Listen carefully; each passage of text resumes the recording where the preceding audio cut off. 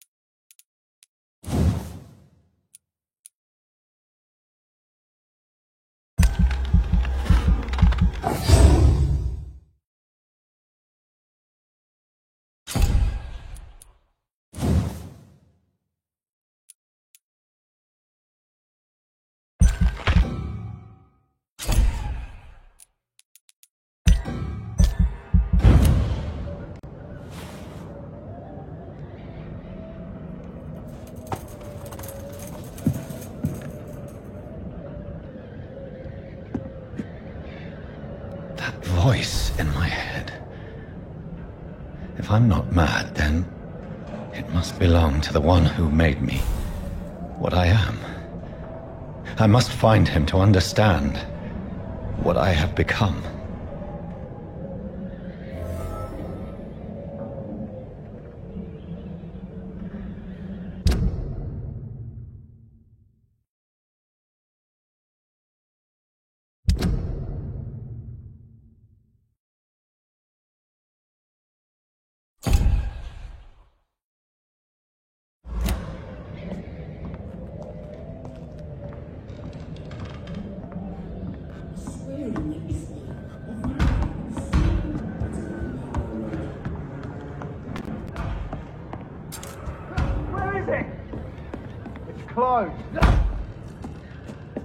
These people want me dead.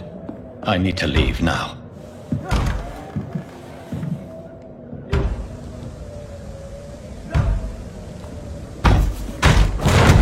Here's the leech. Here!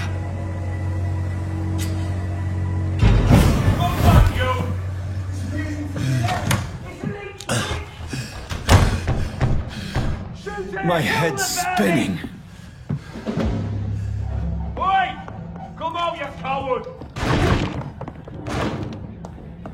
Clever fucking beasts! It's locked, all right.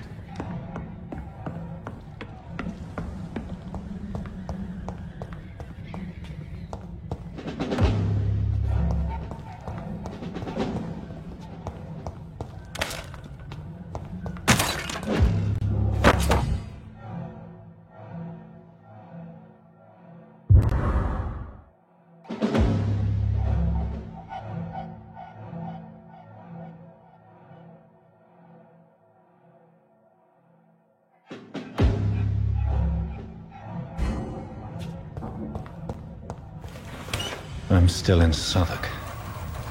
I must reach the West End. Go back home. Over there! There's one of them!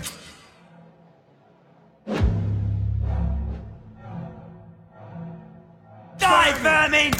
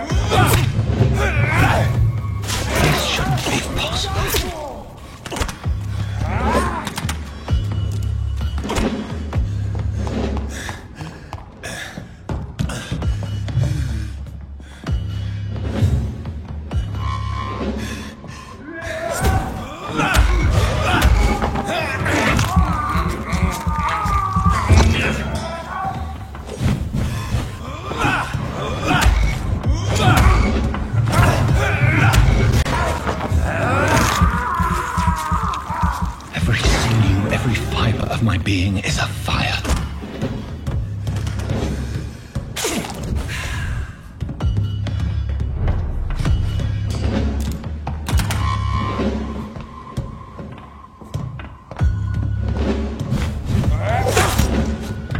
I feel like a child learning the limits of my body.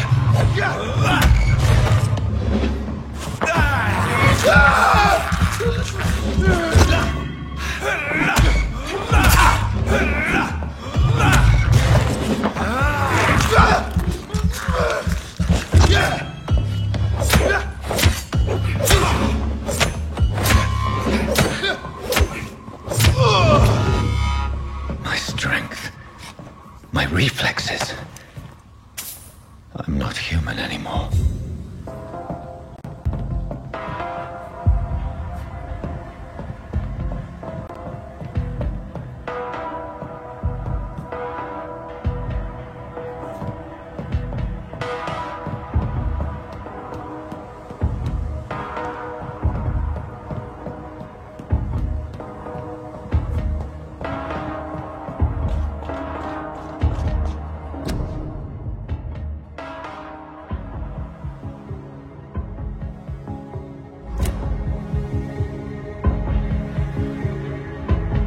My poor sister. If only I had controlled my need for blood. Mary, someone will pay for what happened to you. For what happened to us.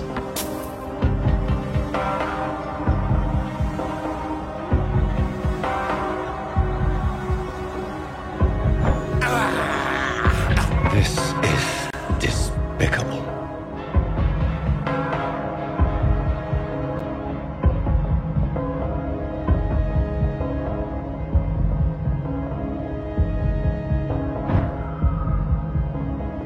Dizziness from the jump. I can now control it.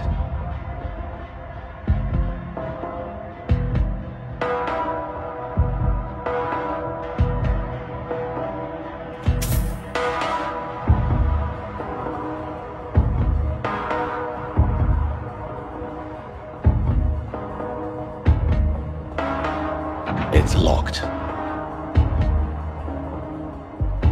It's locked, all right.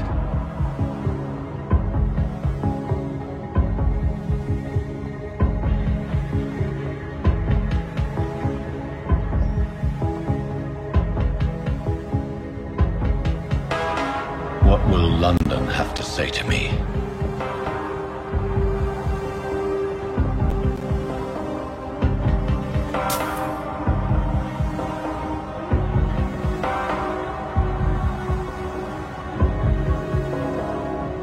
I've so many questions unanswered.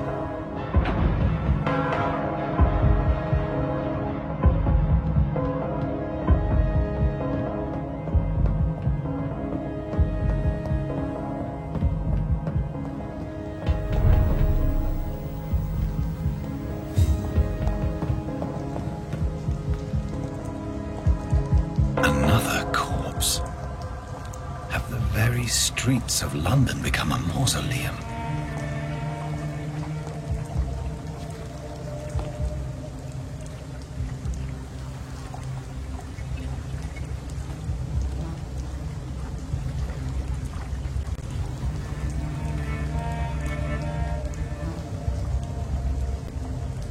The man has been drained of all blood. But I can still smell the scent of it. I follow the scent's trail. Perhaps it will lead me to my assailant.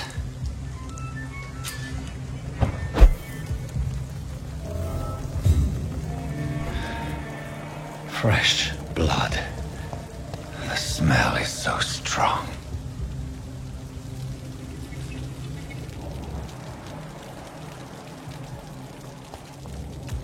Where has everyone gone?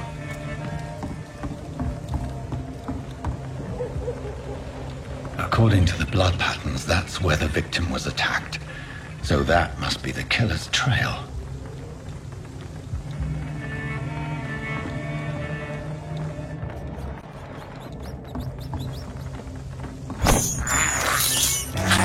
have this thirst for blood.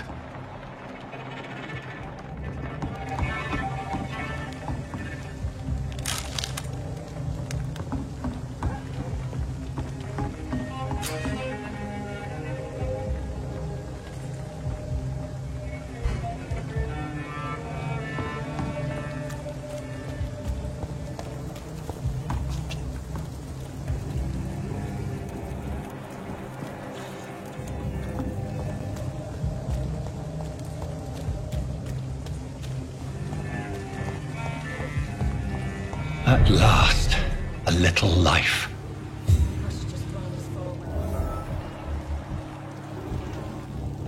Welcome, sir, to the I think Turquoise drink no Tavern. longer stirs me. Good evening, sir.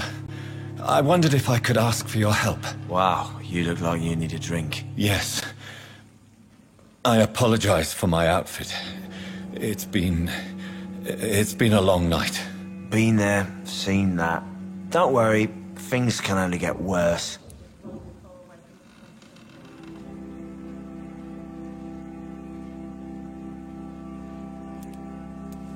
Has anybody entered the bar recently? Can't say. Sorry. I spent the night making love to that gorgeous bottle, see? This is important, sir. Are you sure no one has come in here in the last few hours? I don't know and I don't care. This is a free country. People still have the right to come and go, don't they? What's going on around here? It's like everybody is hiding. You must be new here. Have you not heard about the murders? Everybody fears the return of the sewer dog.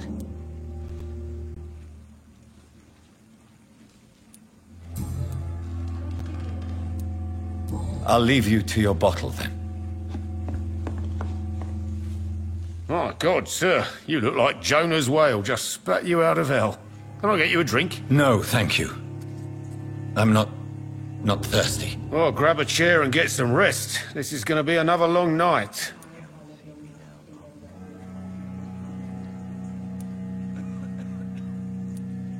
Why is it going to be a long night? You must be new around here. Don't you know about the murders? Tell me more about these murders. Every morning for the last few weeks, bodies have been found. And those poor sods didn't die of flu. Do the police have any leads on a suspect?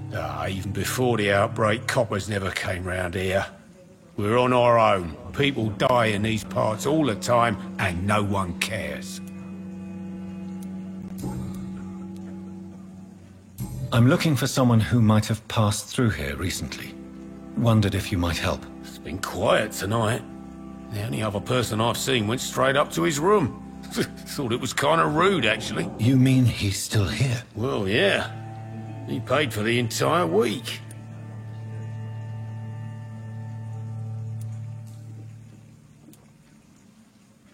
Who is this man? What does he look like? Well, like a gentleman, I guess. Well-dressed, quite polite. A professor or something fancy like that. Always writing, reading notes. How long has he been here? He rented the room a few days ago and didn't say when he'd leave. I need to meet this man. I have questions. Just climb the stairs and knock on the first door. I heard him open his window, so I guess he's still awake. And, Yes? no funny business. You hear me? This is a respectable establishment. I hope I live long enough to see them wet blue boys get what's coming to them. It's a good thing you can.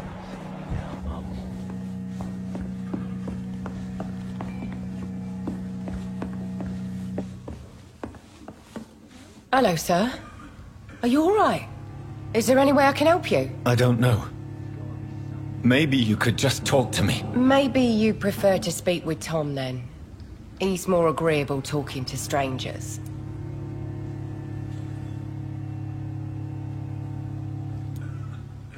I'll leave then. Thank you.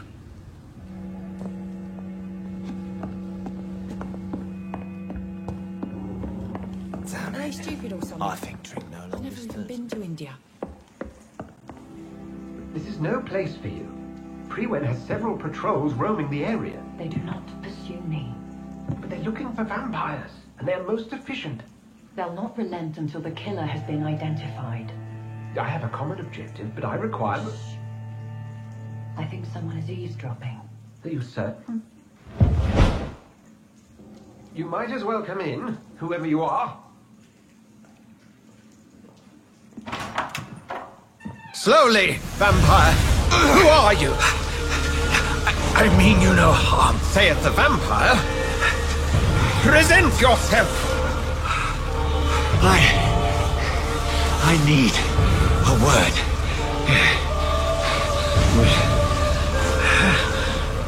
Anyone?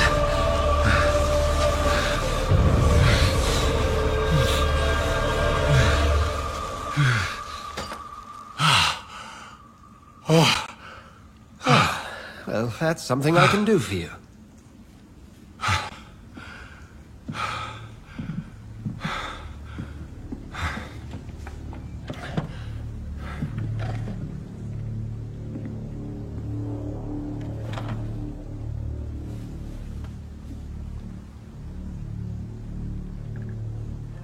And who might...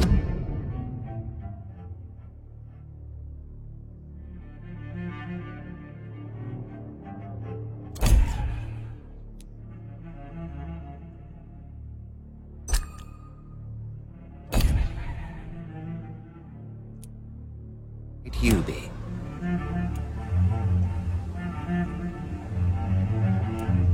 I'm not sure that I know anymore. Might I at least learn the reason of your presence?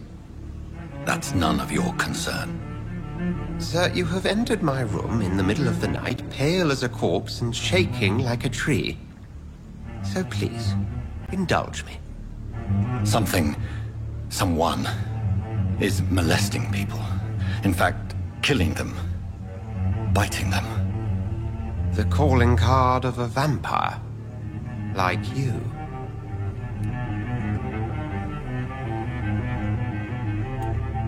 I've been hunted down in the streets and attacked. I'm a victim here too. I believe you. Then if you are not a vampire, who or what are you? Dr. Edgar Swansea of the Brotherhood of St. Paul. I'm performing an independent investigation here in an attempt to understand precisely what is going on.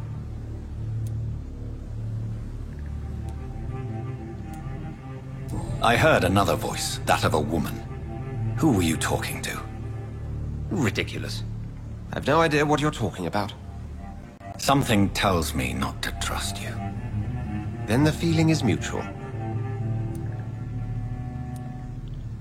What have you uncovered concerning the murders? It started a few nights ago. Rumors of violent murders. The docks have always been, shall we say, somewhat unsavory. But this is different. How different? A vampire is at work here.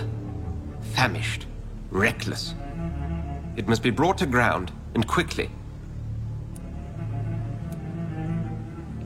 Then help me find the culprit. I may, if you'll first tell me why you opened this door. I followed a trail. The scent of blood from a recent victim. It led me here. You thought I was your aggressor. That explains a great deal. We're both chasing the same shadow.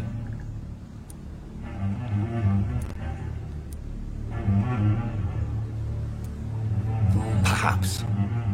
This is all new to me. I'm not even certain what I'm looking for. You should let me handle this affair. You've no idea what you're up against. No. I will find the monster. He is mine. How will you do any better than I? But then let me ask you this. What are your intentions if you find the killer?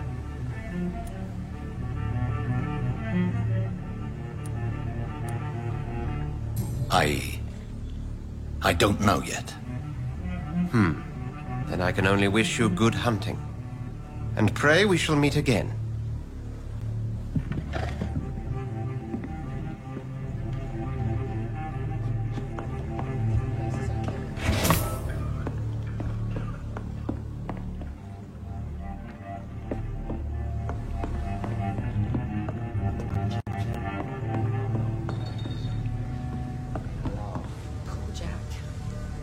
didn't deserve this.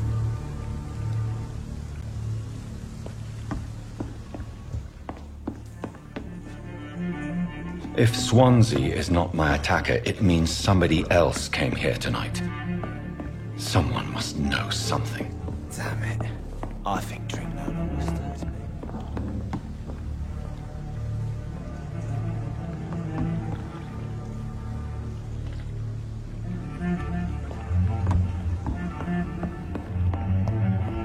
Are they stupid or something? I've never even been to India. I will get to the bottom of this.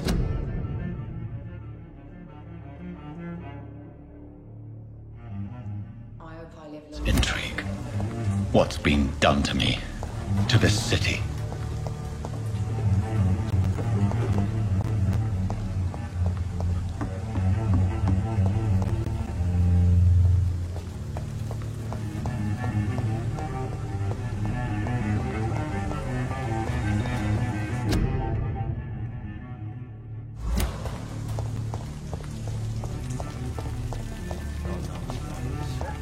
Giving me a laugh. Hello, sir. May I disturb you again? And you're still ugly as sin. What's going on around here? It's like everybody is hiding. You must be new here. Have you not heard about the murders? Everybody fears the return of the sewer dog.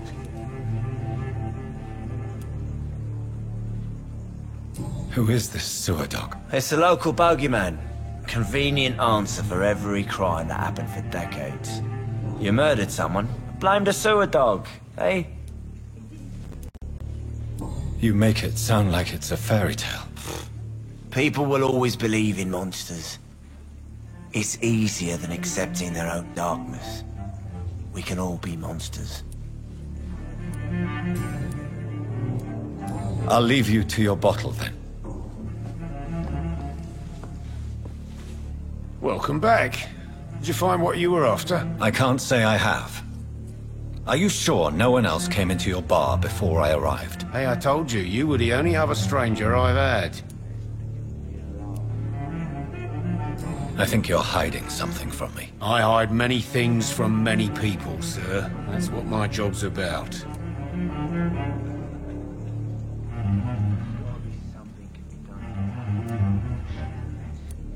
Goodbye, Mr. Watts.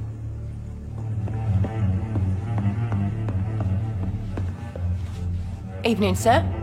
Can I help you? I have a few questions for you. Well, if you must.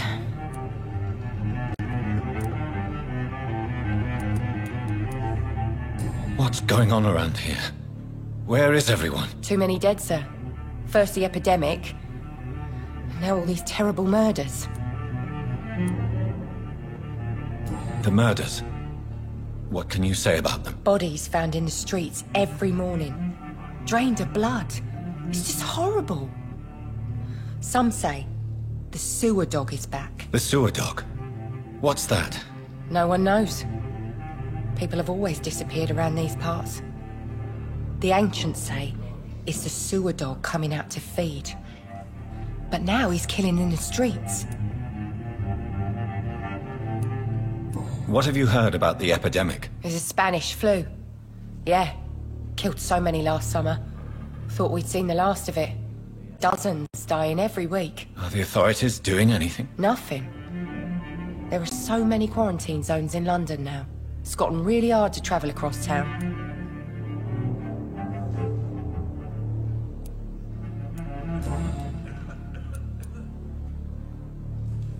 What is this place? This is Tom's bar, a turquoise turtle. I'm the barmaid here, Sabrina, if you want to know.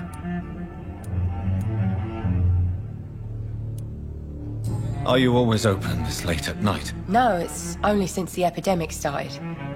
Tom thought that people may need a safe place to stay. You don't seem to have much business. Where is everybody? Well, most people are sleeping right now. And those that are awake tend to avoid going out. What with the murders and all.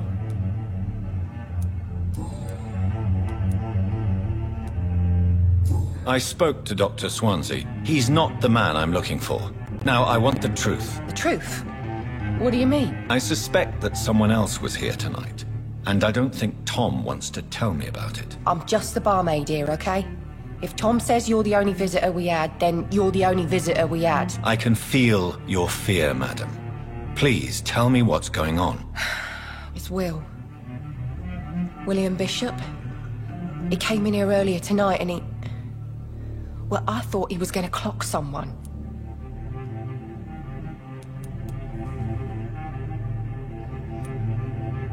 What happened tonight? He was dead drunk, as usual. But my God, his eyes. His face. He must have caught something awful. He shouted and cried. It was terrible. Why are you so afraid? I mean, his skin. His hands. I scrubbed every glass and every chair that he touched. God, I hope it's not contagious. Tell me about this William Bishop. Will was a sailor who worked at the canning factory before he lost that job. A nice bloke, really. He's never been violent. Until tonight. Why keep it a secret? Why not tell me about it? Tom's nothing if not loyal. After Will lost his job, he offered him one ear. They used to be good mates.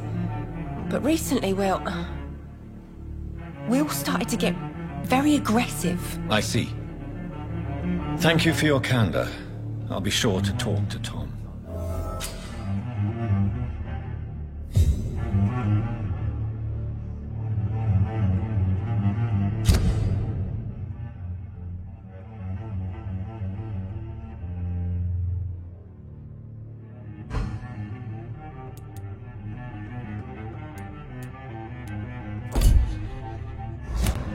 Giving me a laugh.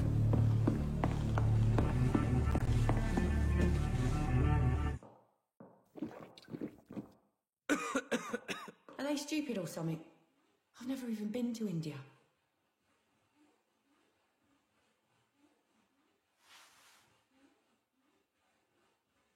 There's gotta be something You to again. be done. What can I do for you? Tom, talk to me about the visit from your old friend, William. Yes, Will came by tonight, but he's not my friend anymore.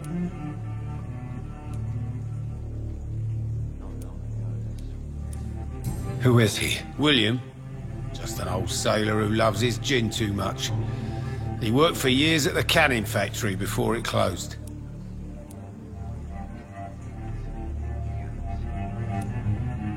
How was he tonight? Was he different? Sicker than usual, perhaps. He whined and mumbled about how mean people were to him and how he'd like to talk to me outside, and then he left when I refused. Is he dangerous? Yeah. Like many drunks, he's all bark and no bite. Can barely stand up most of the time. Why lie to me if he is not your friend? I didn't lie. I said you were my only unannounced customer, and that's the truth. I need to find him. It's a matter of urgency. Do you know where he is? You could try his boat. It's up by the North Pier. He sleeps there when he's too drunk to get home. Please describe him to me. What'd you expect? He's a tall, sick bastard with a bad rash and torn old clothes. William used to be strong. Now he's a mess. Thank you, Tom. If you see him, tell him I don't want him back here unless he cleans up his act, okay?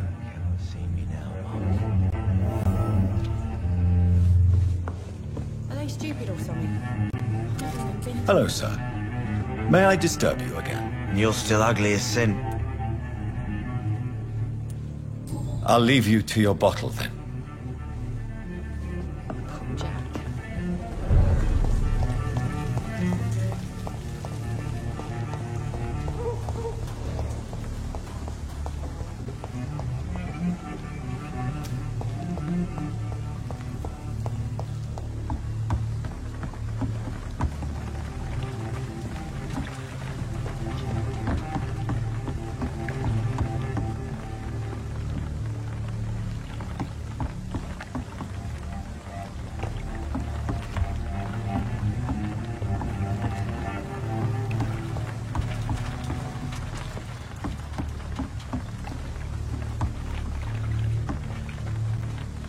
Her body is still warm. This man has just been drained of blood.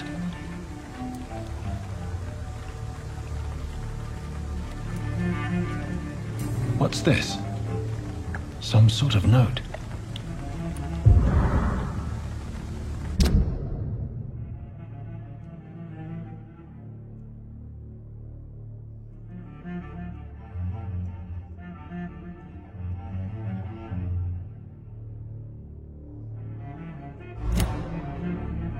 These men. This man was armed.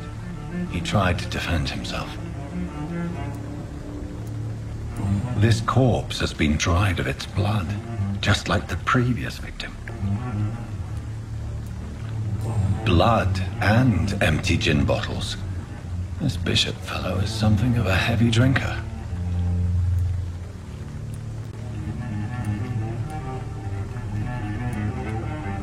There are blood splats on the other side of the canal.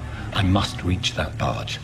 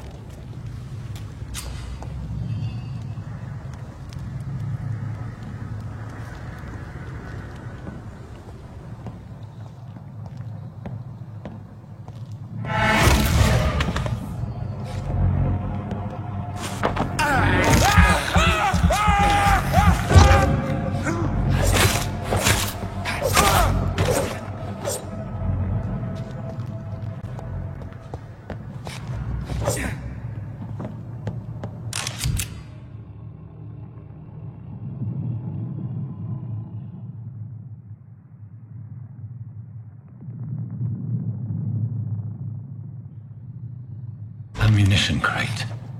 Good. I may need a lot of bullets. I feel like I'm back on the front line again.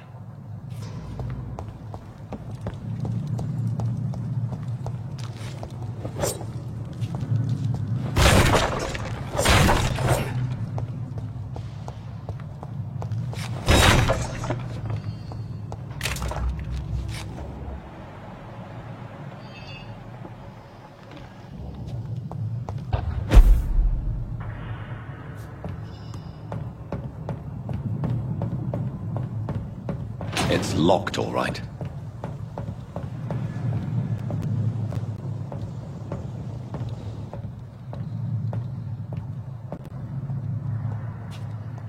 Over there! There's one of them vermin!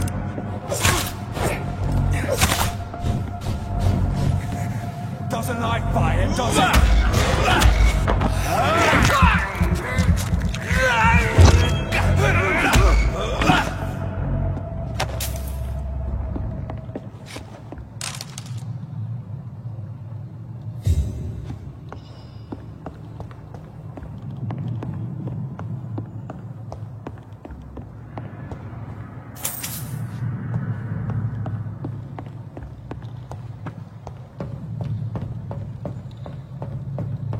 It's locked.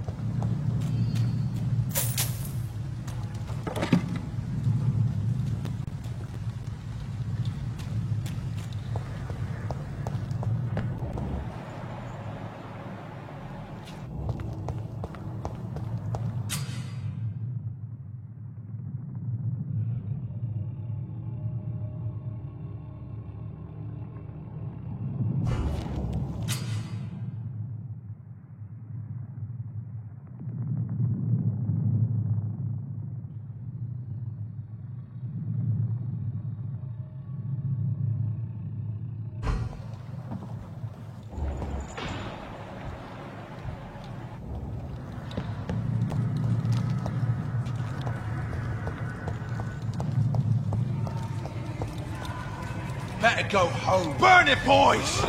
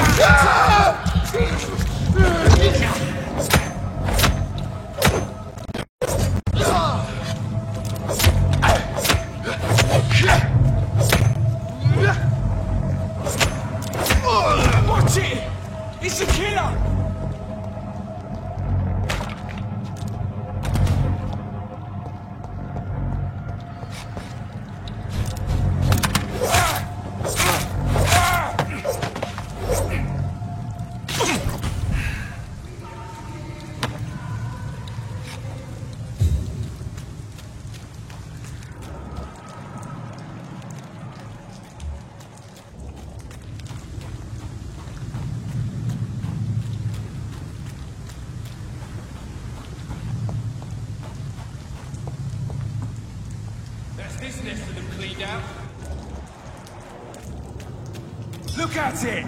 Vicious bugger!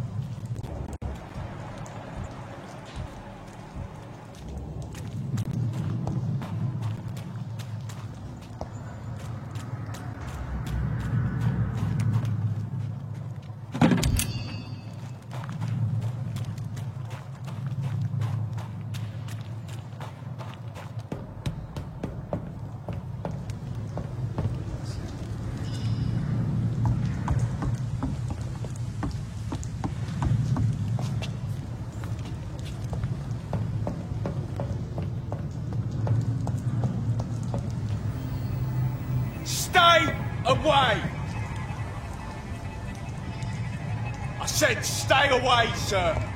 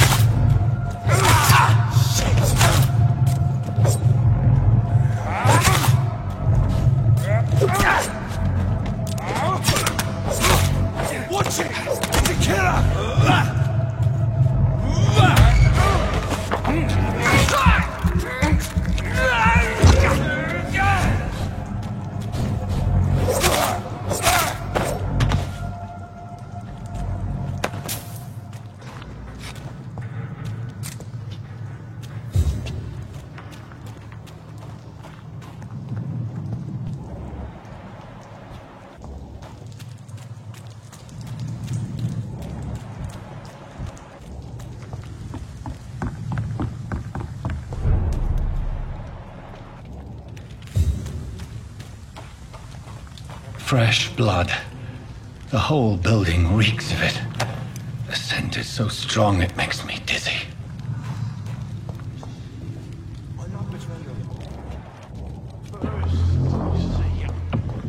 I need a drink. I'm so thirsty, William. As one, we shall open. This place reeks of bloodshed. What's that more? Oh dear God, not again. William, please stop. Just a sip, I promise. You are my dearest friend. You're my last and dearest friend. This creature is bedeviled. I must put it down.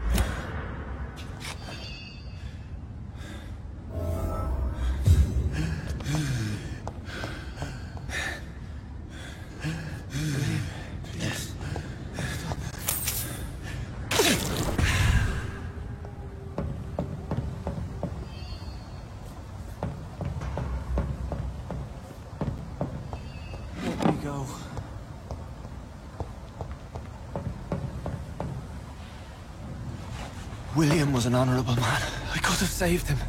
Mr. Hampton, are you in there? I knew him well, another lost soul, a kindred spirit. Sir, listen to the sound of my voice. I'm a doctor. You're suffering from shock. I must return to my flock. They'll stray without me.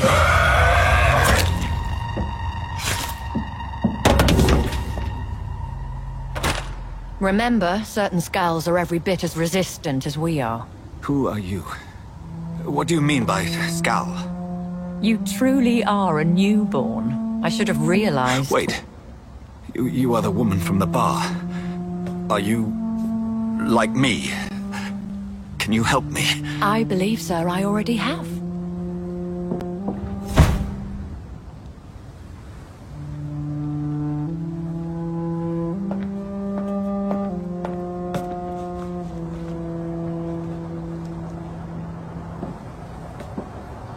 By George and the Saints, you've solved the mystery of these terrible murders. Patience, good fellows, I've come to offer help. Just give me a moment to secure my boat. We can leave this awful place. William was not the evil man they claimed. He was just taken by the thirst. He needed this drink. This man requires medical attention. You'll see he gets to the nearest hospital. No, please, I must tend to my fold. My flock needs me. There, sir. Go with the good Dr. Swansea. He's resourceful, and I'm sure he'll take good care of you. You'd best come as well. The sun is soon to rise, and you'll need a place to rest. I just need a moment. If I can learn something about what has happened to William, I'll be a step closer to understanding what happened to me.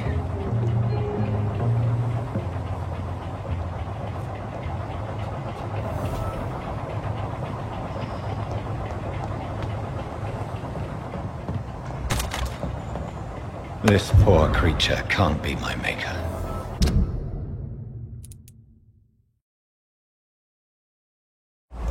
Could it be some subspecies of vampire? I must find a place to analyze the blood.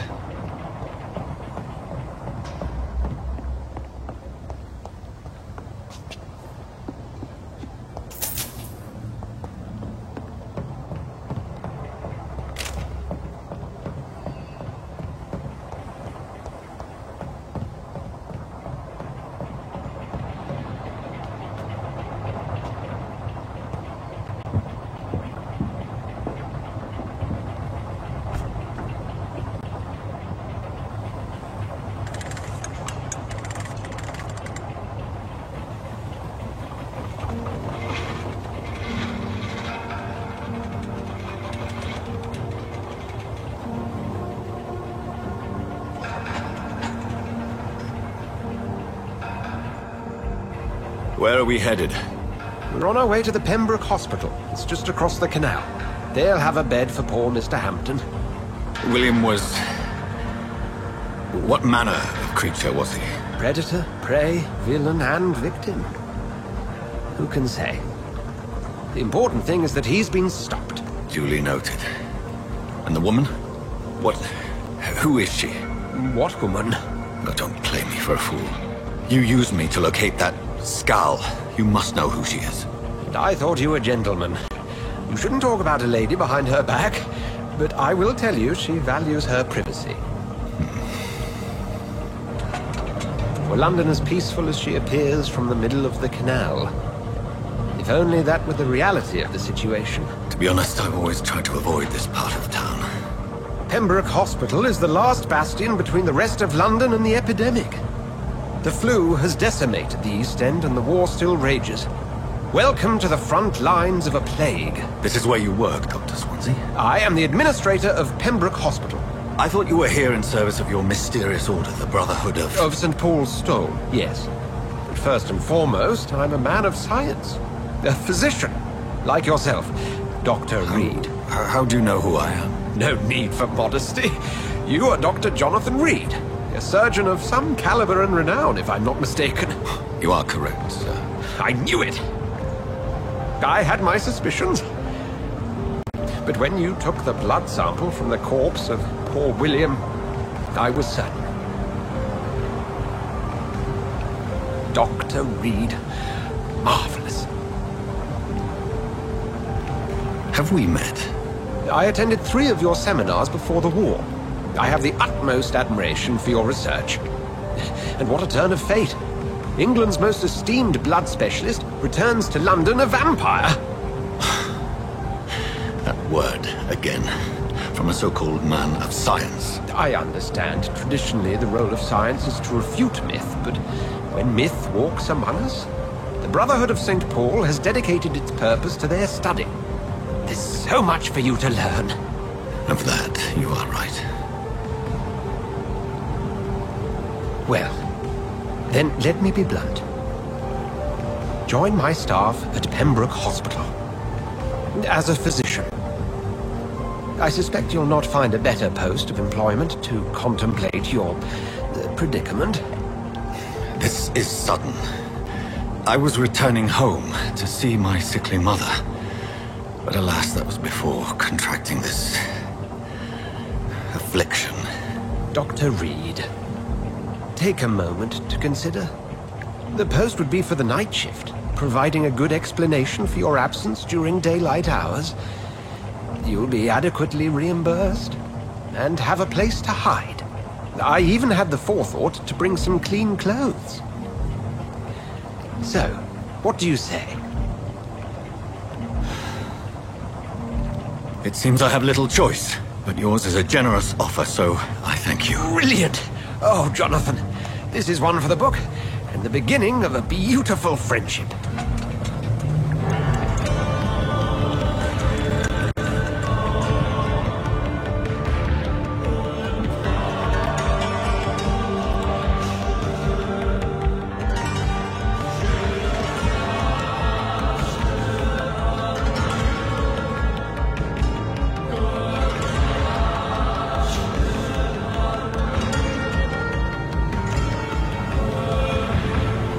Dr. Swansea, thank goodness. I was beginning to be concerned. Worry no more, Nurse Crane, for I bring good news. Oh, Doctor, what a night. We lost 2 more patients. Nurse Skal said she couldn't take it anymore and resigned. Yes, well, I'll make a new rota in the morning. In the meantime, find a good bed for Mr. Hampton. Be sure to pay attention to his needs. Of course, Doctor. Oh, and Dorothy? Yes, Doctor? Dr. Reed here has just returned from the front. He served King and Country and will be joining us here at Pembroke. We're very lucky to have gained a surgeon of his talent, and one so experienced in blood transfusions. That is good news indeed, Doctor. Oh, yes.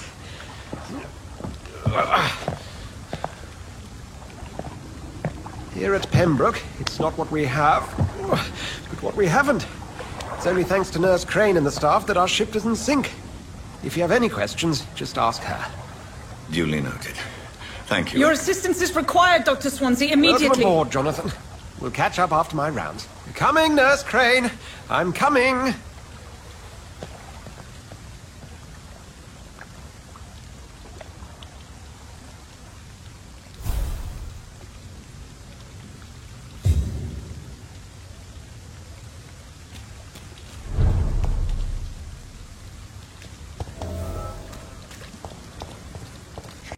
You bastard! You can do better than that! Nah! It's my turn!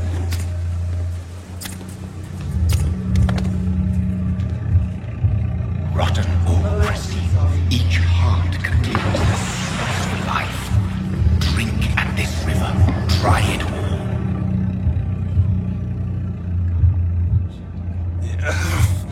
all. Oh, come on, you bastard! I won't bite! Sir, please. You've lost too much blood. Calm yourself. You think I didn't notice? Stop your staring and get me to an hospital, you arse! Insulting a good Samaritan. Not exactly the way to get rescued. Alright, sorry. I am in pain here. My guts are spilling out onto the street and you're yabbering on. Yes. That's a very nasty wound you've got there. Take my word, I am a doctor. Dr. Jonathan Reed. Name's Clay Cox. I'd appreciate you helping me to a better place, Doc. Follow me, Mr. Cox. Let me assist you to that better place.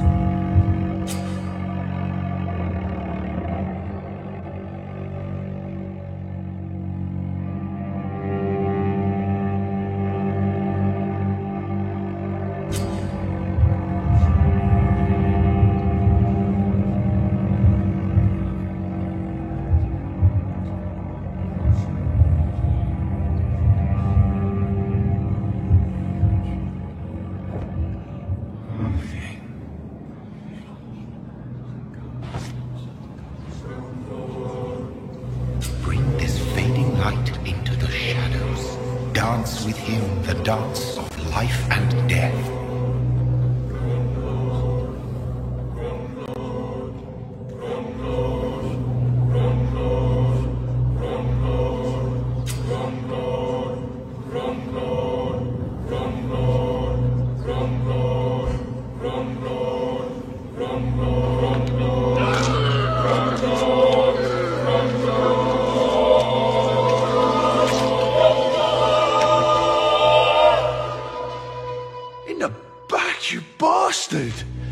Didn't have the guts to fuck me. Fuck you. I'll kill you. I'll kill you.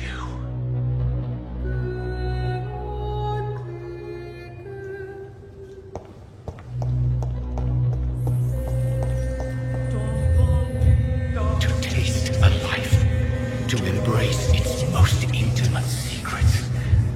Such a burden, such a divine sin. It's locked, all right.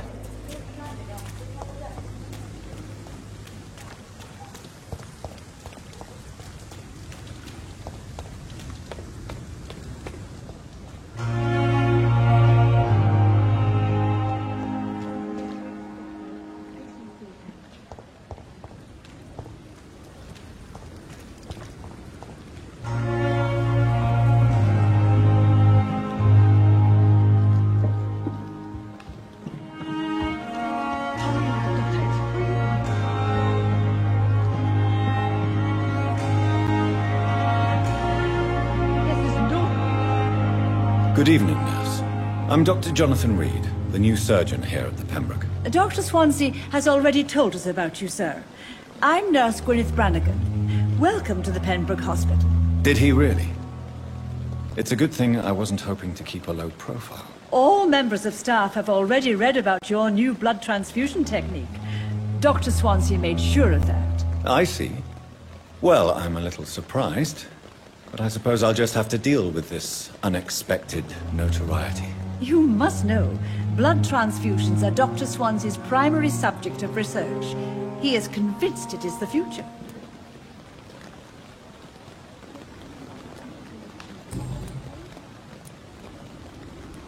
I'm not familiar with all the staff yet.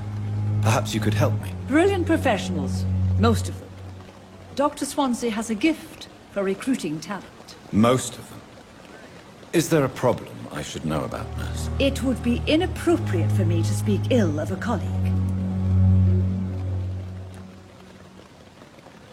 Nurse Brannigan, if you do know something, please tell me. Anything you say will be held in confidence. No. I may disagree with some conduct, but in the end, everybody is doing their best. Is there anyone that stands out? Well, I have never met someone as dedicated as Dr. Tippins. He should be a standard for us all here. If only he were younger. Why should his age be a problem? I guess it's fair to say he's always pushing himself to the limits. He just doesn't know when to stop and get some rest.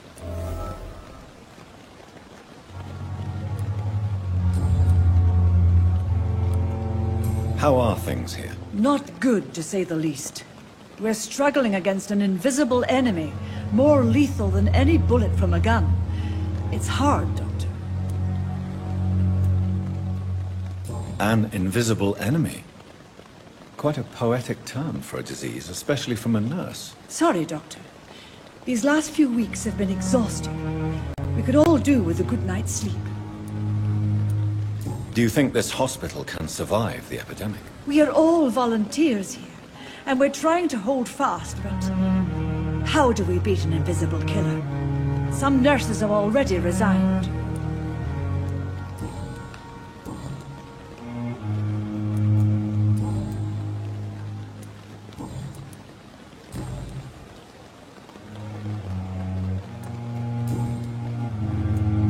Goodbye, nurse.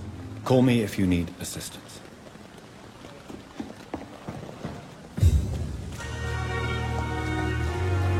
Doctor, where have you been? I've little time to play hide-and-seek with new staff members, no matter how illustrious they may be. I apologize, nurse. I needed some time to myself. This has been the longest and strangest night of my life. You delivered poor Mr. Hampton from a terrible fate. The means to that end should be of little concern, Doctor.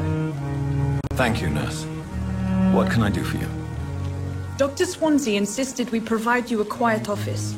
You'll find it on the second floor with your name on the door. Thank you. Nurse Crane, isn't it? Yes, Dorothy Crane. Welcome to Pembroke Hospital, Dr. Reed. Your office has been prepared. I would like to ask a few questions first.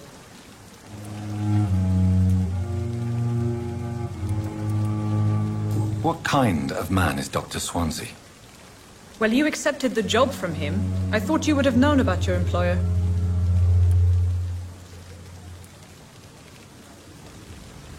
Apologies, I've only just met him the once.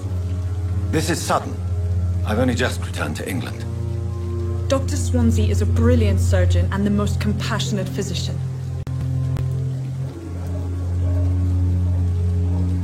It's right to assume Dr. Swansea knows far more about me than I do about him. You'll get to know him soon enough, and better than me. The administrator has better things to do than mix with us.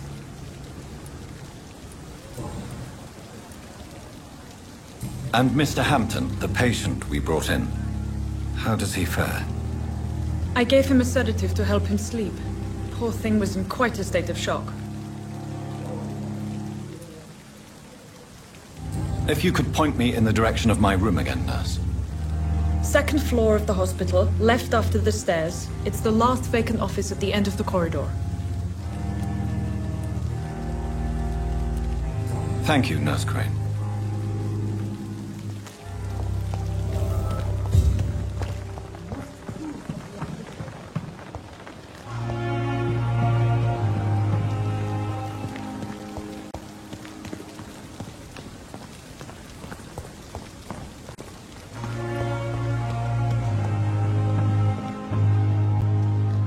Good evening, Nurse Brannigan. Good evening, Doctor. Goodbye, nurse. Call me if you need assistance.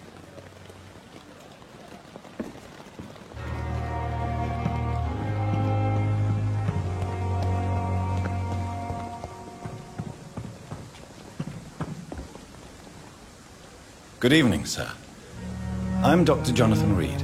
I'm new here. I've already heard about you, Dr. Reed. I'm Milton Hooks, the ambulance driver for this shithole of a hospital. That's quite a blunt introduction, Mr. Hooks. You can call me Milton. I like to speak my mind, Dr. Reed. Perk of the job. Don't judge me, and I won't judge you. I'm not sure I understand what you're talking about.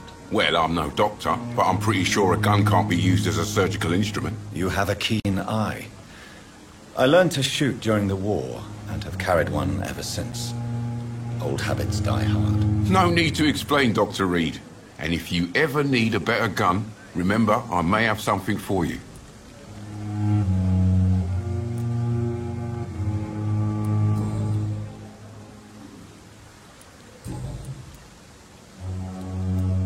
I'd like to see your goods. Wise choice, Dr. Reed. A reliable gun is what everybody needs these days.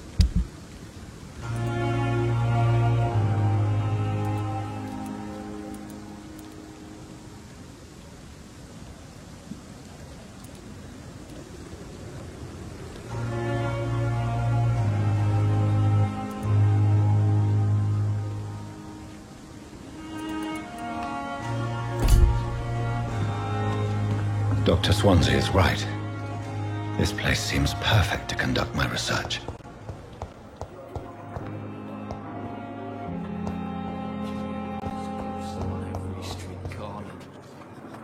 Good evening, nurse. Good evening, Doctor. I don't think we've been introduced yet. My name is Pippa Hawkins. And I'm Dr. Jonathan Reed. Dr. Swansea has recently offered me a position in this hospital. Well, it's a euphemism that your help will be appreciated, Doctor.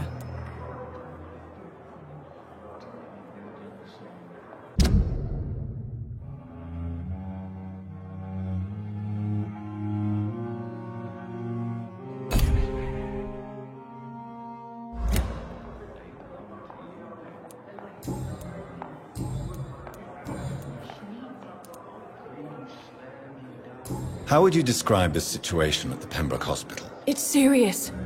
The flu is wreaking havoc amongst the staff and patients. We are running out of everything.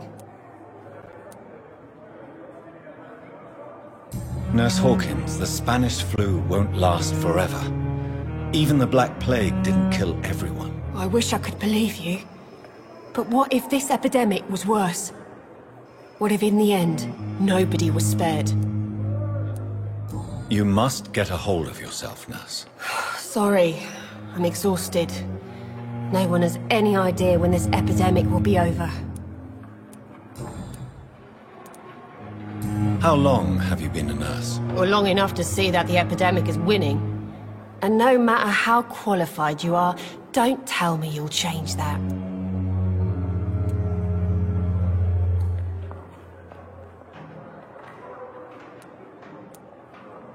You're right. When dealing with such a terrible disease, one must remain humble. But that doesn't mean we shouldn't try our best. Sorry, Doctor.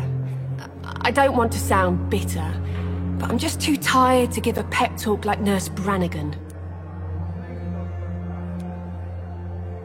How is the Pembroke staff coping with the epidemic? Well, not well. Milton, the ambulance driver, is even more grumpy than usual. Especially concerning doctors. Why does Milton dislike doctors? I don't know. Just ask him. But be warned, Milton is not the chatty type.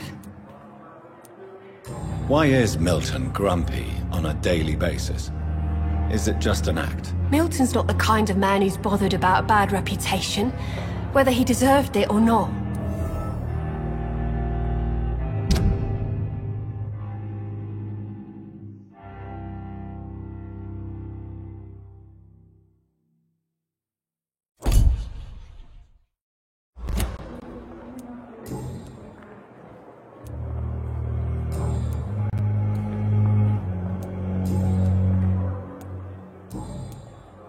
Goodbye, Nurse Hawkins.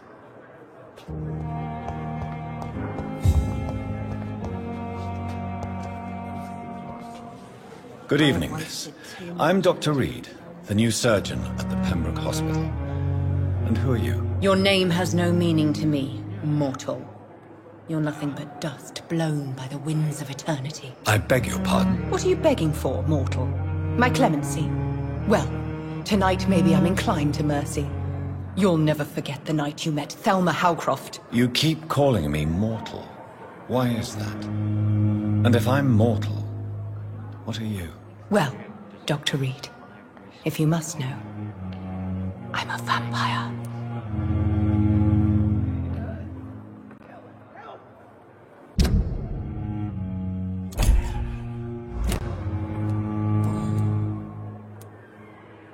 Who are you really, Miss Howcroft? I mean, apart from being a vampire. Is that not enough for you, puny mortal? What do you require? Proof of my powers? I'm curious to know who you were before becoming a vampire. No, it was such a long time ago, I don't remember. Centuries of unholy life can have strange effects on one's minds, you see?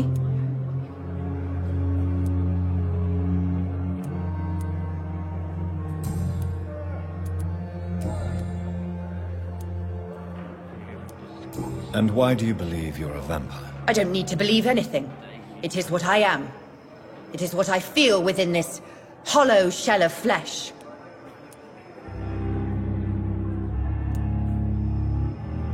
Please, describe to me how you feel.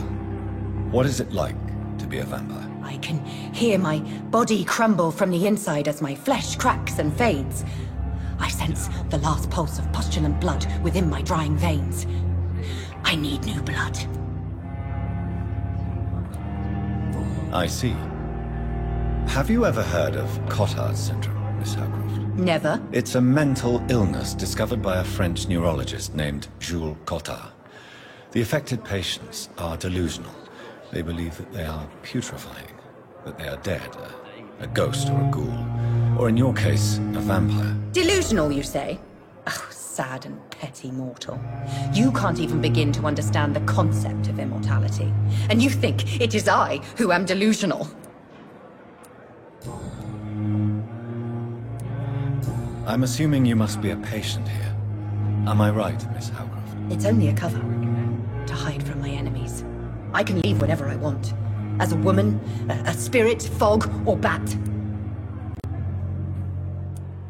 Who are these enemies you mentioned? Can you describe them? I cannot say for sure. But I sense their eyes on me from nearby. I feel them watching me every time I visit the garden near the morgue. The staff here are not your enemy. They're here to help you, to care for you. I'm not speaking of the doctors in white. I'm speaking of the men and women who hunt me. For I am a vampire. I see. Don't worry. These people will not find you here. I'll personally make sure they leave you alone. Thank you, mortal. But do not interfere with them, for you are no match for those that hunt me.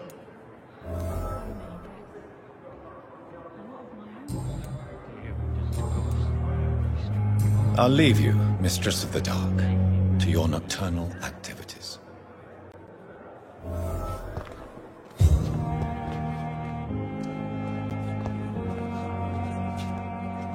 Good evening, sir.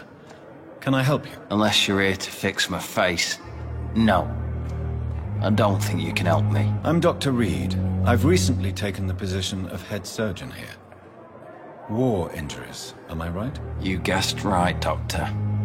German shell took my pretty little mug right off. But they still call me Thomas Elwood.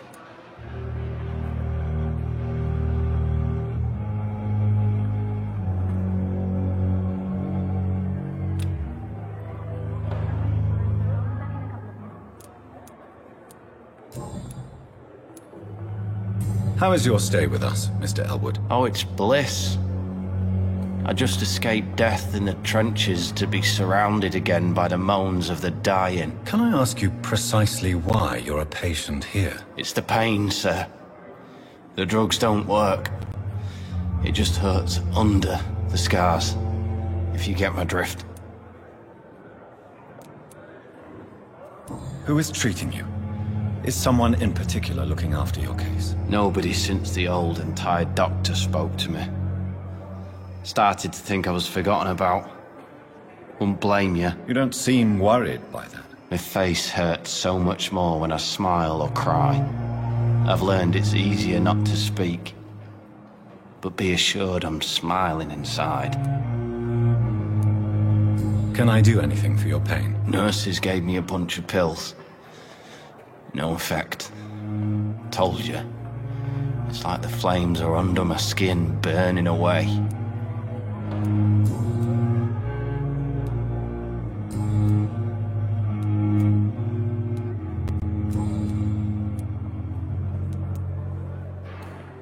Where were you stationed, sir? Did you serve for long? I really don't want to talk about all this shit. No offense. I was pushing too much. I served in France myself. I just wanted to know what happened to you. You were an officer, weren't you? Then I doubt we fought the same war, sir. No offense. How close are you to Miss Hallcroft? Are you aware that she thinks she is a vampire? To wait for her next nibble is the best reason to stay here. Every time she approaches my bed, she treats me like something tasty. A normal person. Aren't you afraid? She may hurt you if the game goes too far. She's quite harmless, I can assure you. Her head's broken inside is all. While I'm busted on the outside. But she's still beautiful. Living proof that there's hope for me.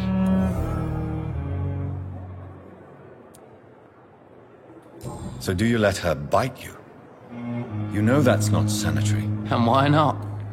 She's only supping a few drops of me blood. And the pain, it's real for once. She could decide to bite less willing patients. Then it's another good reason for me to stay here, Doctor. You do realize she's mentally disturbed. It's called the Cotard syndrome. She truly believes she's a vampire. In her madness, she never refers to my scars. And frankly, if I could, I'd join her world. It seems much more fun than the real one.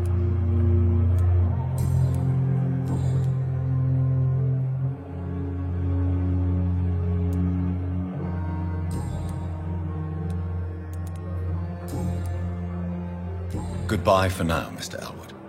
Hear disgust on every street corner. The daily routine. Good evening, Mr. Hampton. How do you feel? Dr. Reed, is it? Oh, Sora, I must apologize for my behavior. What do you mean? I was not myself in the factory.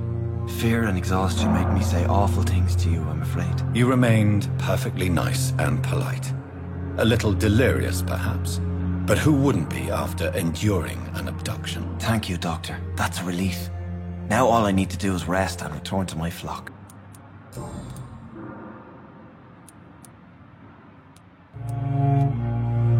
How did you end up in William Bishop's den? I had received alarming news about his recent behavior. I went to his place and he refused to let me go.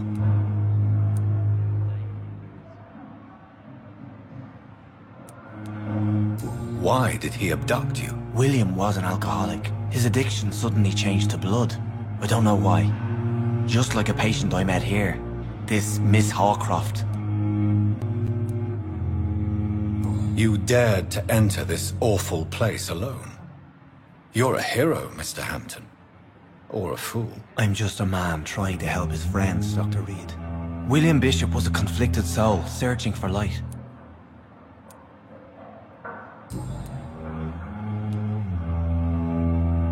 What is the general situation in the East End docks? The situation has always been tough, with a lot of tensions between the gangs and the Dockers' trade union.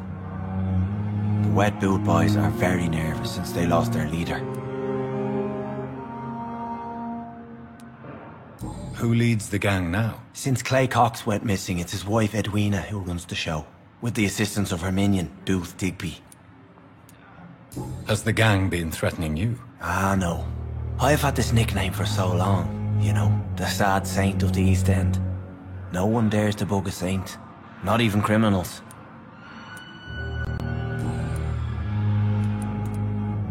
Do you know Tom Watts, the bartender from the Turtle?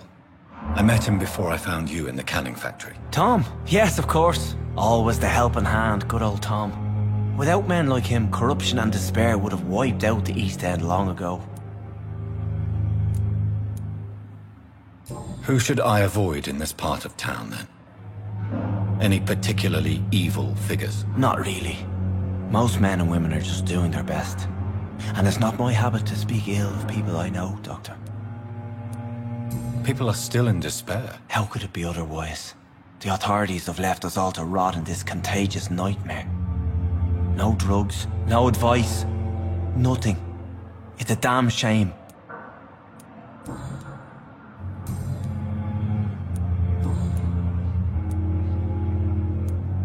How do you feel, Mr. Hampton? Medically speaking, I mean. I feel exhausted. Beyond exhaustion, actually. William drank so much of my blood in his madness.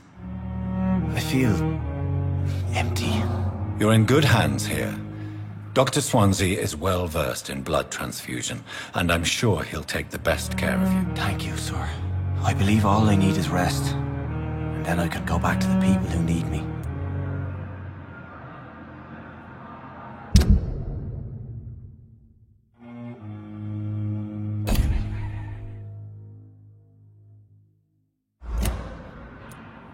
What do you do for a living, Mr. Hampton? I can't help but notice the cross around your neck. I manage a night asylum for the poor and homeless of the docks, and I try to guide the lost and hesitant on the right path to our Lord. Are you a priest, Mr. Hampton? A deacon, maybe? Not at all, Doctor. I'm just a man of faith willing to preach the good word. Why didn't you use your cross against William Bishop? To repel him somehow? That's a very strange question, Doctor. A cross is no magical token, if that's what you were trying to say.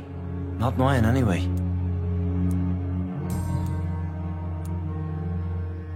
Have you made friends since you arrived? Not really, but I recognize Miss Harriet Jones. I knew her when she lived by the docks. That poor woman had such a miserable life. You never came to see her here at Pembroke? Receiving visits when sick can be an important part of the healing process, you know. We're not just bodies. You're preaching to the converted now, Doctor. To be truly honest, I thought she was dead. She left the docks many months ago. Goodbye, Mr. Hampton. We'll talk again later.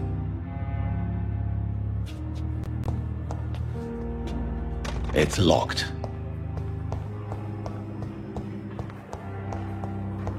Fear and disgust on every street corner.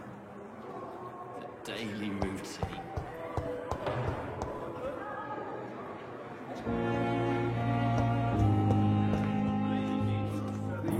Good evening, sir. I'm Dr. Reed. I believe we're going to be colleagues. Reed? Yes, I've been informed about your arrival.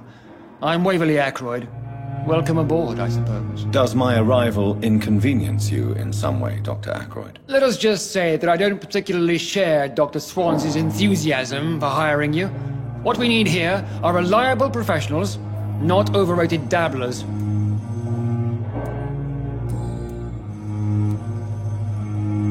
If you have a problem with me, Dr. Ackroyd, please feel free to tell me. Dr. Swansea has imposed your presence on this hospital without asking anyone's advice. The benefit of his position.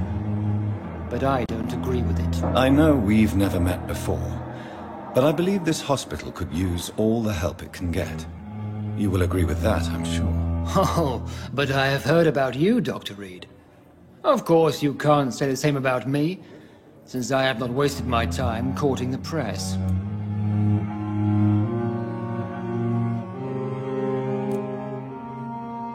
There is no need for such animosity between us.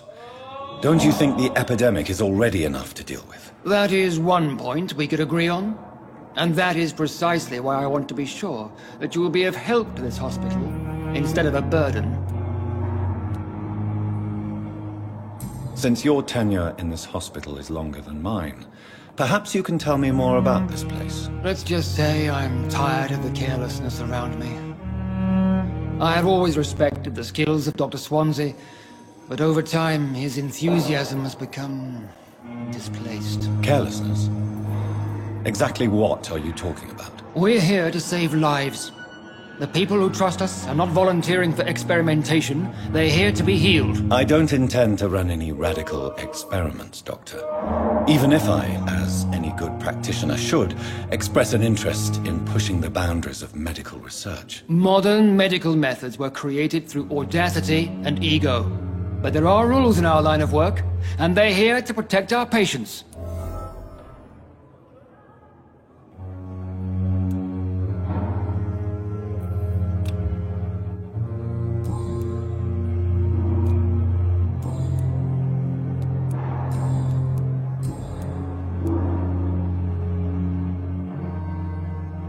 I don't know what you've heard about me, but I have already proved my value as a practitioner. I don't question your skills, Dr. Reed, but your motive. Is it money, fame, or are you truly dedicated? And what exactly is that supposed to mean? I served in the war just like you. But unlike you, I did not use the wounded to play the modern sorcerer. Be careful what you insinuate, Dr. Ackroyd. I only want you to admit you used those men to improve your theories.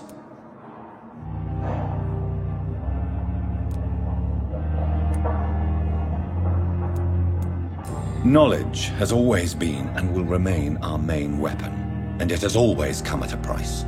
And personal initiative. It is not a question of initiative, it is a question of integrity.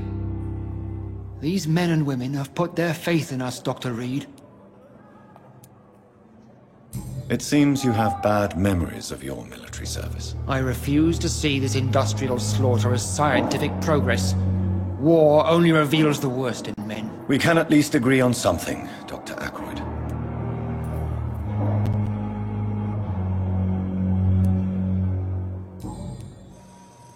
Thank you for your time. We'll talk later.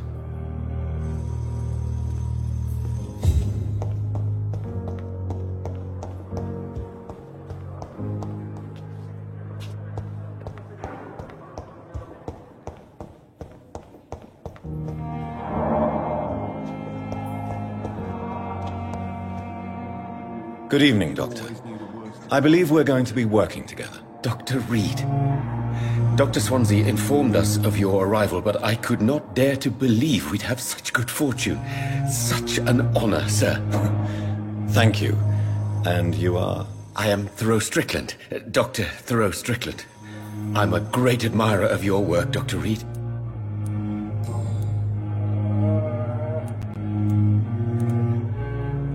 What do you think of Dr. Ackroyd's aversion to modern medical methods? It's a shame he's so narrow-minded. Dr. Swansea taught me that science is about exploring uncharted territory.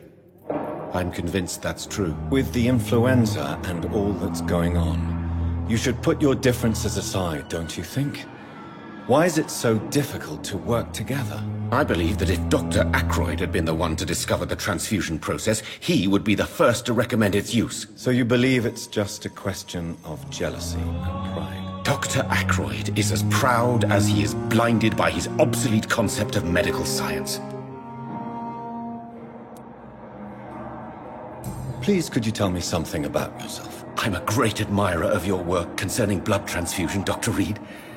I run my own experiments. I'm convinced it's the future. What made you choose to be a doctor? I'm not ashamed to admit you and your work have inspired me. I am honored to have the opportunity to work by your side.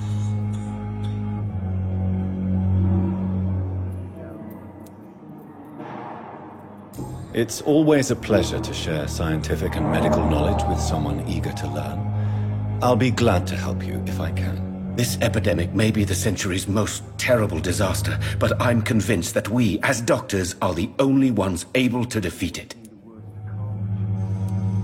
I based my technique on my mentor's research. He helped me perfect my method. What is yours? I'd rather not talk about it. For now, it's just theories and first approach. My process is purely experimental and unsuccessful. As long as you're cautious and methodical, you may remain empty-handed, but you won't fail. You're not the first one to warn me, but I am convinced knowledge is the main weapon against the ravages of this epidemic. What can you tell me about the Pembroke? Well, it has always been an honor to work with Dr. Swansea. But with your arrival, I can't think of a better opportunity to learn about blood transfusion. You seem quite optimistic. It's a rare and precious attitude in these difficult times. I'm convinced that this epidemic is a test of endurance and dedication for us men of science. Questions remain about our capacity to resolve the situation. True. Last summer, during the first wave of the epidemic, I used to joke with Milton about the extra work. We're not smiling now. Do you need help with anything in particular? Well, yes, maybe. I'm waiting for a batch of products I ordered for my personal research, yet my supplier seems to have vanished. Do you want me to play the errand boy for you? Oh no, Dr. Reed. But if you went personally to his shop, what with your reputation and all, he wouldn't dare to refuse the products I need. I see. Well, give me the address, for I may pass by if I have time.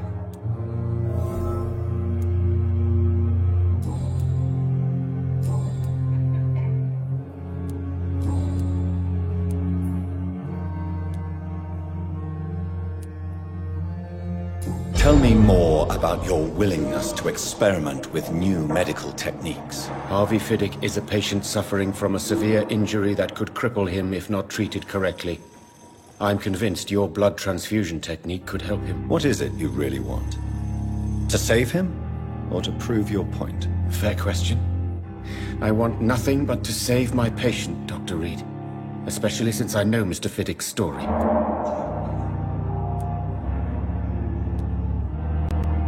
Tell me Mr. Fiddick's story. Our first diagnosis was compromised because Mr. Fiddick lied to us about the real origin of his injury.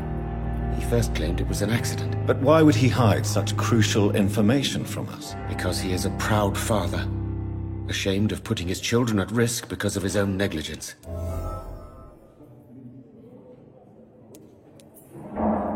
This personal involvement could also appear to be a lack of impartiality. You must know that a good surgeon must remain neutral. I agree. But that does not excuse Dr. Ackroyd's behavior. A man who did not even take time to converse with his patient. Do you think keeping his distance was a mistake? All I know is that I'm taking care of human beings with desires, hopes, and fears. Not some biological machine comprised of blood, bones, and flesh.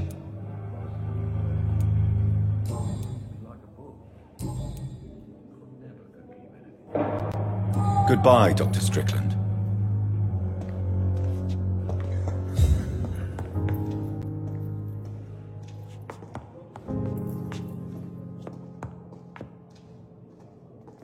You always knew the words to calm the children, Ellen. As for me, what a blundering idiot. Good evening, sir. I'm Dr. Reed. May I help you? I don't know if a third opinion is needed. Your colleagues are already arguing about my condition. I see. Would you mind telling me more about your situation? I'm Harvey Fiddick. All I want is to get me bloody arm fixed properly.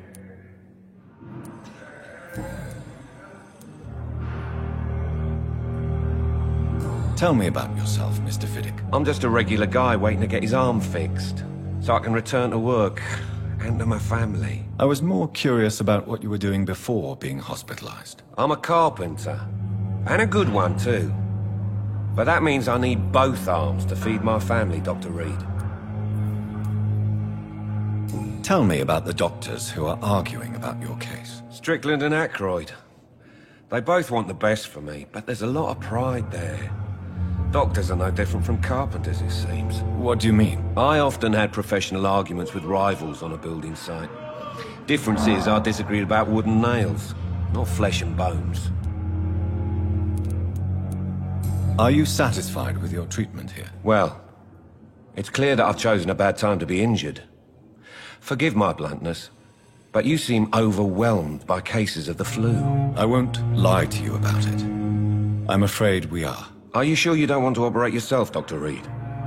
I have the feeling you're very capable, and your colleagues seem to think so too. In other circumstances, you would be right. But for now, I don't think I can take on the responsibility. My apologies.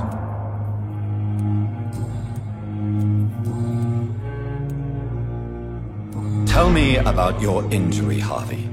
Why do you feel so guilty about it? My wife died because of me. And now I may lose everything because I've been careless enough to hurt myself. What an arsehole.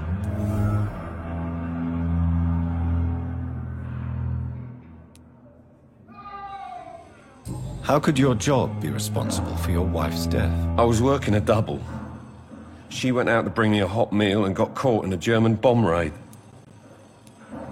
You can't hold yourself responsible for your injury, Mr. Fiddick. Unless you tried to hurt yourself. Of course I didn't hurt myself. But I can't work until my arm is fixed. My children need to eat, Doctor. Tell me more about the death of your wife, Harvey. 1915. I was in the army. Building workshops for the Royal Flying Corps. Helen was happy I wasn't sent to the front. What happened? The Germans sent Zeppelins to bomb the construction site, but they missed their target. My wife was bringing my dinner when the bombs fell. I'm sorry for your loss. So many died during the bombings. I served in France and witnessed the carnage there. I would like to say that she didn't suffer. Truth is, I have no idea. I just know that I'm all that me kids have. Poor little bleeders. How are your children after losing their mother? They were smaller then. The only good thing about this is my Helen didn't bring them with her that night.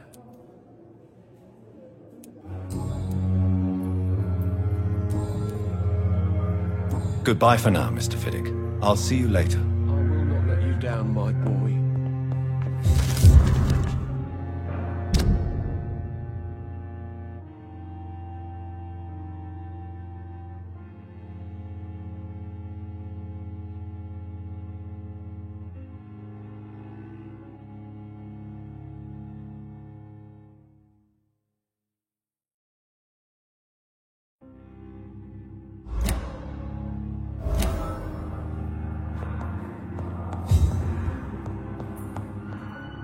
Good evening, Mr. Fiddick. Good evening, Dr. Reed.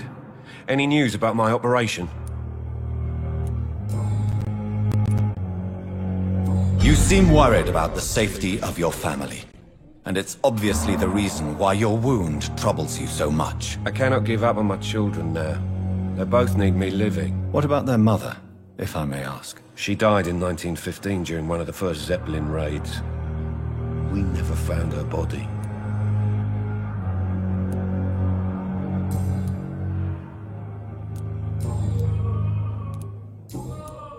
Goodbye for now, Mr. Fiddick. I'll see you later. You always knew the words to calm the children, Helen.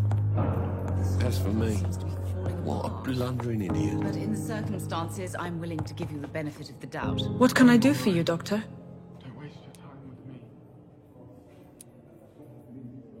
Thank you, Nurse Crane.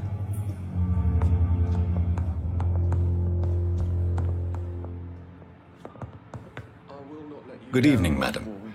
Can I help you? It's my son who needs you, sir. I'm Dr. Jonathan Reed. How can I help your son? I'm Beatrice Goswick, mother of Mortimer Goswick. Could you check on him, please, Dr. Reed? I've heard much of your talents as a physician.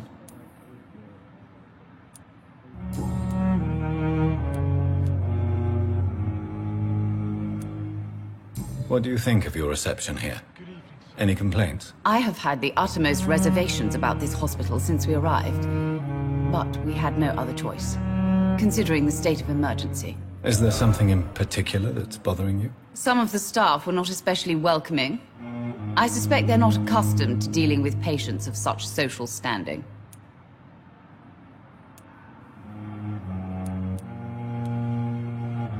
Tell me more about your arrival at the Pembroke Hospital.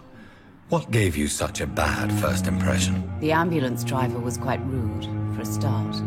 And that nurse, Miss Hawkins, seems to have quite a dubious attitude. What do you mean? She managed to secure a bed for my son despite the epidemic. It was a relief, but it wasn't cheap.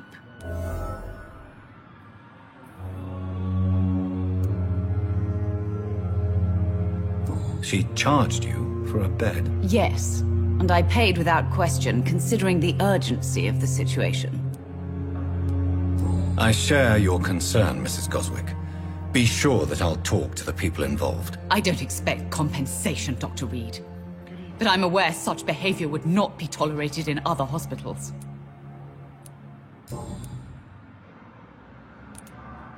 What can you tell me about yourself, Mrs. Goswick? Not much to say.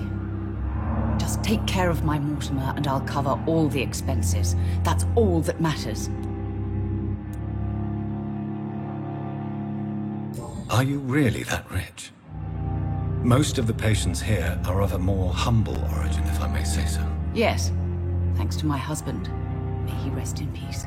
I can cover any needed medical expenses.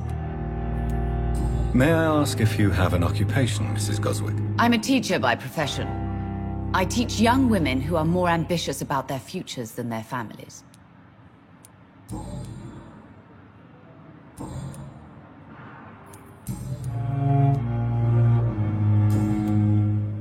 Goodbye, Mrs. Goswick. Good evening. I'm Dr. Reed. Can I help at all? No. Really? Why are you here, then? I don't want to talk. My throat hurts too much. I suppose that this pain is the reason you're here. Is someone taking care of you? Yes. And no. Could you at least tell me your name, sir? Mortimer. Mortimer Goswick.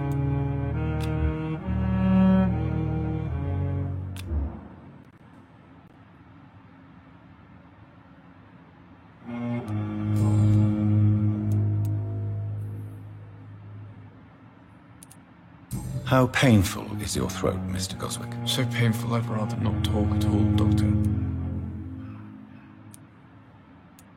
I'm sure you realize a doctor and his patient have to communicate, sir. Would it help if I gave you some paper and a pen? Not really. I see. Then maybe it's not just your throat that hurts, Mr. Goswick. Perhaps your sore throat is just the consequence of something more hurtful. Yes, maybe. But I don't want to talk or even write about it now. How painful is your throat, Mr. Goswick? So painful I'd rather not talk at all, Doctor.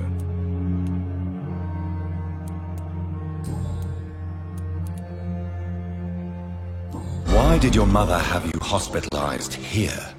She seems convinced this is a bad hospital. My mother just wants the best for me. She won't rest while I'm here. She'd go all the way to hell and back to help me. Is your mother bothering you? As your doctor, I can ask her to leave you alone if you would prefer. That's tempting, Doctor. But you have no idea what my mother is capable of. She would tie herself to my bed if you asked her to leave. Pembroke Hospital may look unorthodox, but rest assured, you're in good hands here. It's not me you have to convince, Dr. Reed. It's my mother. How painful is your throat, Mr. Goswick? So painful I'd rather not talk at all, Doctor. I'll let you get some rest, then. I'm all right. Don't waste your time with me.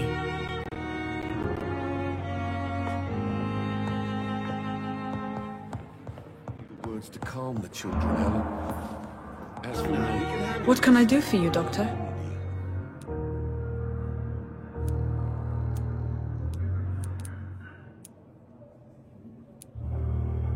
Thank you, Nurse Crane. You on our side, Dr. Reed. I know that Pembroke will prevail and survive this epidemic.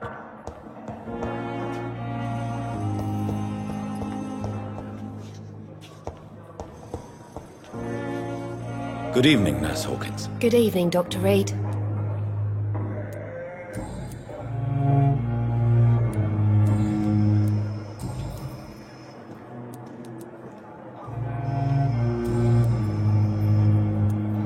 Goodbye, Nurse Hawkins.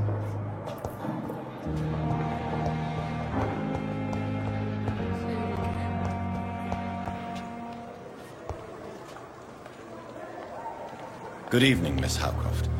How are you tonight? I need blood, Doctor. Warm, rich, vibrant blood.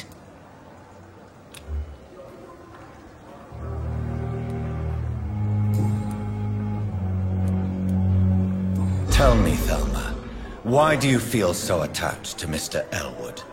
Why him? I'm not sure, Doctor. I think we have a bond of some sort. We've both suffered so much. He's the only mortal I find interesting. Would you say you and Mr. Elwood are romantically involved? No. No, Thomas is a delicate soul. Even though he disguises it.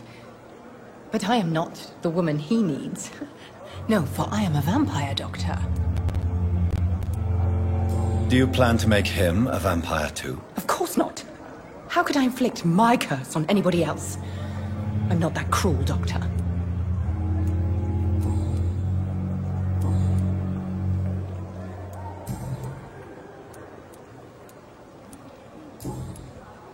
I'll leave you, Mistress of the Dark, to your nocturnal activities.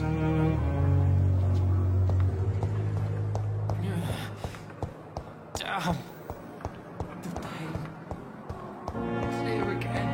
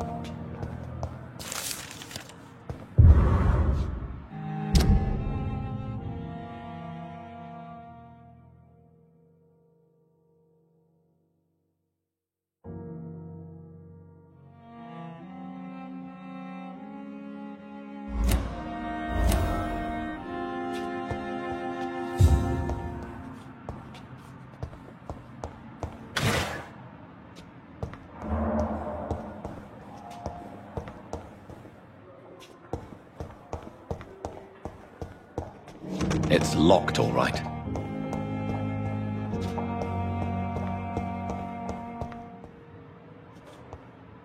It's locked.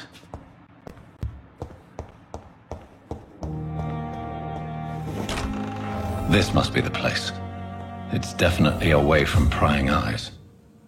Relegated to the shadows. A kingdom of my own. At least I won't be sleeping in a coffin.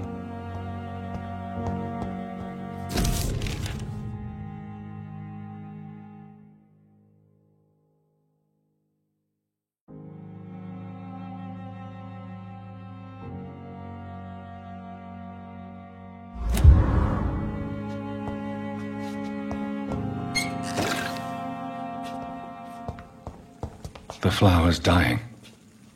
It needs water.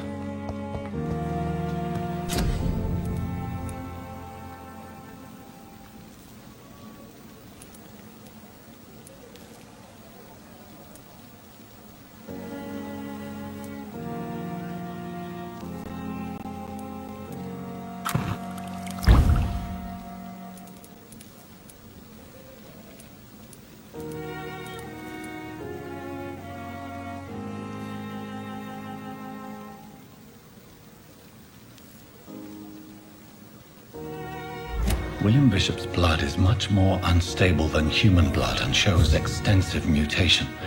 But this is not what happened to me. I must keep on searching. The sun is about to rise. I can feel it. I'll continue tomorrow night. I have so much time now.